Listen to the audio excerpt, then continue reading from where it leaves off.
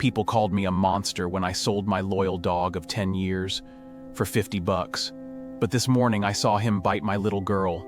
I couldn't keep a dangerous animal in my... Sitting in the kitchen, I smoothed out the dirty bills, sick to my stomach over what I'd done. I walked into my daughter's room to check her bandage. My flashlight beam hit the floor under her bed, and my heart stopped.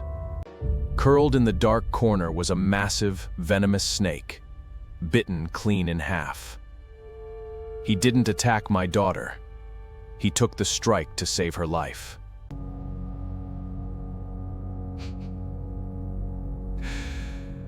And right outside!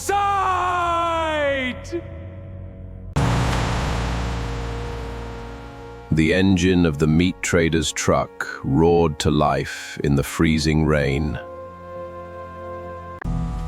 I dropped the cash and sprinted out the front door like a madman, but the street was empty. The truck was gone. Max was old, and he had venom in his veins. He wouldn't survive a single night at the slaughterhouse. I jumped in my car, slamming the gas pedal, tearing down the highway. My mind flashed to him sleeping peacefully by my daughter's crib. He never asked for anything but a pat on the head, and I just sold him to be... My eyes blurred with tears. Then, my headlights swept across the wet asphalt. I slammed on the brakes. Right there, in the middle of the intersection, was a fresh trail of leading toward the industrial district. At that exact moment, in the freezing back of the meat truck, Max was fighting to breathe. The snake venom was thickening his blood, but he didn't whine. He looked through the rusted iron bars, probably thinking I was coming to save him. But he wasn't surrounded by other dogs. He was crammed next to dozens of terrified pigs and calves, their eyes wide with the exact same horror.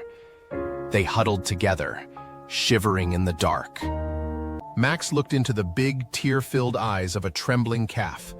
In that moment, they were exactly the same, just innocent souls terrified of dying.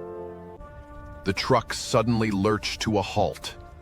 The heavy metal doors squealed open.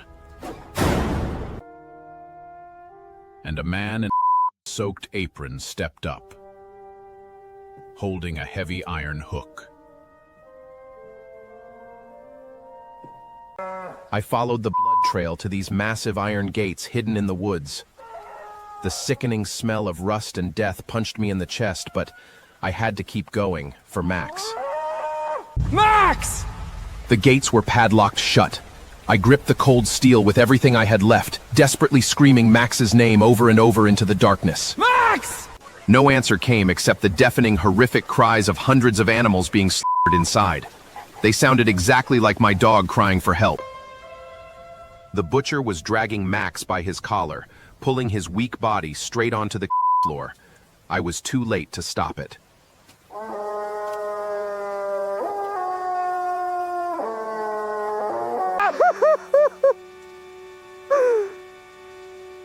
He forgave me in his final breath.